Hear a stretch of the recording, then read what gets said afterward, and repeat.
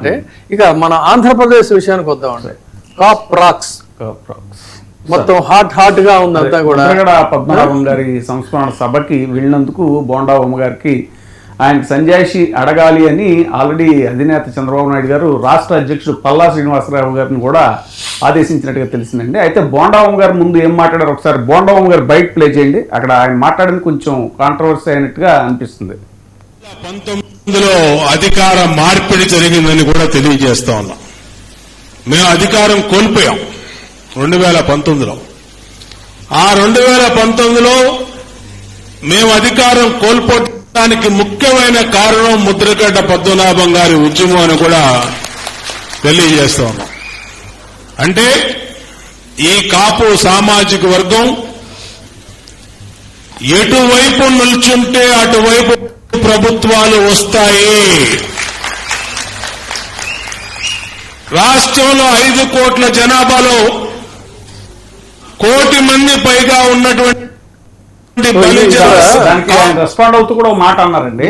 మరి జ్యోతుల్ నెహ్రూ అలాగే అదే కాదు అసలు కూడా అటెండ్ ఇప్పుడు ఒక పాయింట్ అండి. ఇక్కడ రాజశేఖర్ గారు మీరు ఇక్కడ ప్రధానంగా గమనించాల్సింది ఏంటంటే రాజకీయాల్లో వైరుధ్యాలు ఉంటాయి, భేదాభిప్రాయాలు ఉంటాయి. కానీ శత్రుభావన అనేటువంటిది ఇటీవల కాలంలో ఆంధ్రప్రదేశ్ రాజకీయాల్లో అసలు ఎక్కడా కూడా సభ్య సమాజం విస్తుపోయేటువంటి రీతిలో జరుగుతున్న మాట అండి. ఎందుకు చెప్పాల్సి వస్తుందంటే ఇప్పుడు ఒకళ్ళతో డిఫర్ అవుతారు.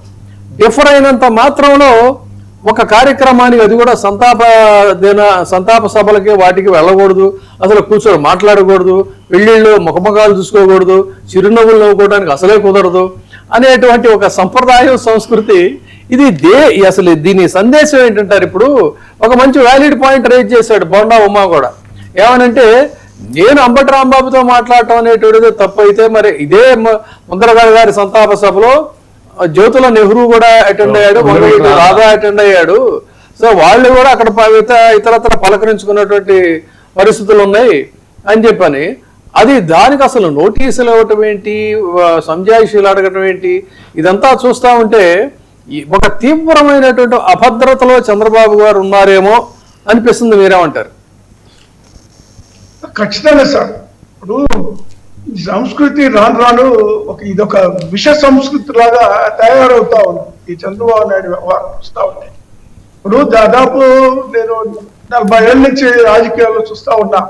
మరి పెళ్ళిళ్ళకో చావులకో అందరూ కలవడము చేయడము, ఏదైనా మంచి సంతోషకరమైన నలుగురు కలుస్తారు, బాధాకరమైన నలుగురు కలుస్తారు. పార్టీలకు అతీతంగా సహజంగా కలవడం అనేటువంటిది అది మామూలే. అది కూడా కాకుండా కమ్యూనిటీ మీటింగ్స్ లో కూడా ఆ పార్టీలకు అతీతంగానే అందరూ వచ్చి కలుసుకొని పోవడం అనేటువంటిది జరుగుతూ ఉంటది. అయితే ఇక్కడ ఏంటంటే అంబటి రాంబాబు గారు మరి వాళ్ళిద్దరూ అక్కడ కలుసుకోవడం, ఆలింగనం చేసుకోవడం, కూర్చొని మాట్లాడుకోవడం, సన్నిహితంగా ఉండడం అనేటువంటిది చంద్రబాబు నాయుడు సహించలేకపోతాం. ఇప్పుడు మా పార్టీ, ఇప్పుడు మాకు కూడా వైఎస్ఆర్ కాంగ్రెస్ పార్టీ మేమెవరూ దాన్ని అబ్జెక్షన్ రైజ్ చేయలేదే. ఇప్పుడు వాళ్ళు ఎందుకు కలిశారు అవతల పార్టీ వాళ్ళని, లేదా వాళ్ళతో సన్నిహితంగా ఉన్నాం అనేటువంటిది మేము రైజ్ చేయలేదు. ఆయన వాళ్ళు ఎందుకు రైజ్ చేయాల్సి వచ్చింది? వాళ్ళు అభద్రతాభావం ఉందో వాళ్ళకి. ఖచ్చితంగా అభద్రతాభావం ఉండబట్టే వాళ్ళు ఈ మాటలు మాట్లాడుతూ ఉన్నారు. ఇప్పుడు కలవడం అనేటువంటిది సర్వసాధారణమైన విషయం. అదే బోండా ఉమ్మ గారు కూడా మంచిగా ఒక పాయింట్ గా రైజ్ చేశారు. మరి పలానా వాళ్ళు పలానా అకేషన్స్ లో కలుసుకున్నారు కదా, ఆ రోజు రానిటువంటి బాధ, ఆ రోజు రానిటువంటి మాట ఈ రోజు ఎందుకు వస్తుంది అనేటువంటిది, దీనివల్ల మరి ఎవరికి ఏంటి ఇబ్బంది, ఎందుకు వచ్చింది అనేటువంటి కూడా ఆయన కూడా ప్రశ్నిస్తున్నాడు. ఇప్పుడు ఆయన చెప్పిన దాంట్లో మరి అక్కడ జరిగినటువంటి అకేషన్ సందర్భంగా ముద్రగడ సంబంధించినటువంటి సంస్కరణ సభ సందర్భంగా ఆయన ఆ మాట చెప్పడం జరిగింది. అది నిజము అవునా కాదా అనేది అలా ఉంచండి.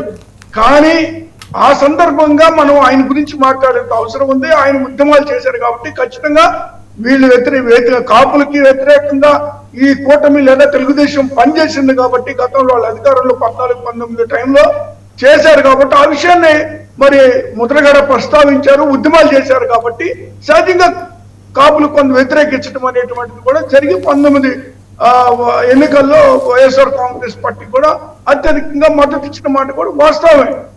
కాబట్టి ఇది ప్రతి చిన్న అంశాన్ని కూడా దాన్ని భూతత్వంలో చూడడం అనేటువంటిది చంద్రబాబు నాయుడు గారికి అలవాటు.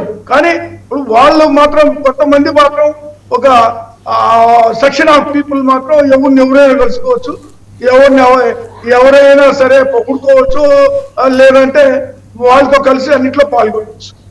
కానీ మరి ఈ పర్టికులర్ గా మరి బోండా ఉమా గారి మీద ఎందుకు వచ్చిందో అందులో ఆ ఉమా గారిని అంటే అది కాపుల మీద ఒక మాట అన్నట్టుగానే భావించాల్సినటువంటి అవసరం ఉందని నేను చెప్పదలుచుకున్నాను.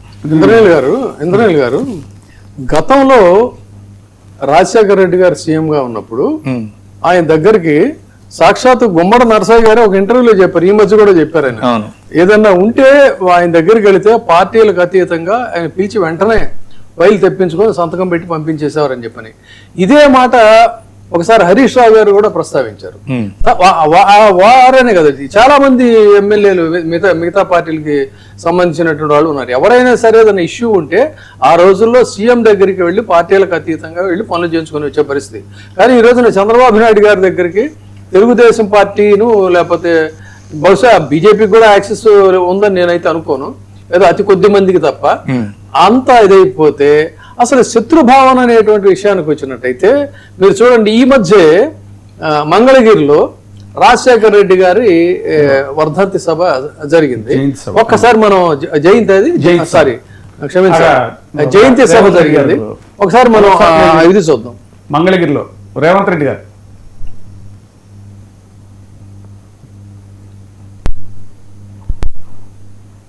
ఇది జయంతి సభ.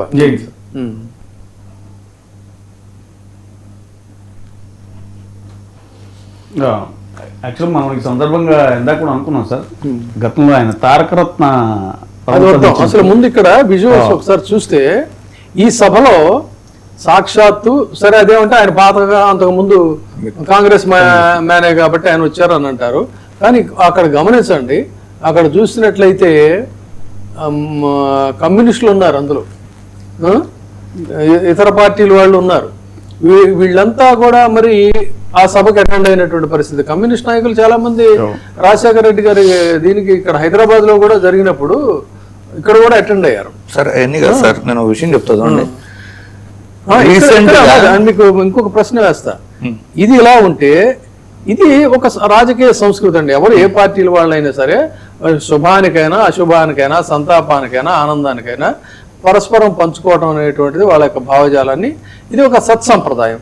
అయితే అసలు మీరు కలవడానికి వీల్లేదు, మాట్లాడుకోవడానికి వీల్లేదంటే ఇదే సందర్భంలో మీరు చెప్పాలి. మరి గతంలో చంద్రబాబు నాయుడు గారిని తీవ్రంగా విమర్శించినటువంటి వేమిరెడ్డి ప్రభాకర్ రెడ్డి గారు కానీ, మాగుంట శ్రీనివాసులు రెడ్డి గారు కానీ, మోపిదేవి వెంకటరమణ కానీ, వేద మస్తానరావు కానీ, వసంత కృష్ణప్రసాద్ కానీ, లావు కృష్ణదేవరాయలు కానీ, దాడి వీరభద్రరావు కానీ, శ్రీరామచంద్రయ్య కానీ, జి ద్వారకానాథ రెడ్డి కానీ, జ్యోతుల నెహ్రూ కానీ, వంగవీటి రాధా కానీ, కోటమరెడ్డి శ్రీధర్ రెడ్డి కానీ, జంగా కృష్ణమూర్తి కానీ, వీళ్ళంతా గతంలో ఇప్పుడున్న ఐఎన్పిఆర్ పార్థసారథి కానీ వీళ్ళంతా తీవ్రంగా విమర్శించినటువంటి వాళ్ళు చంద్రబాబు నాయుడు గారిని.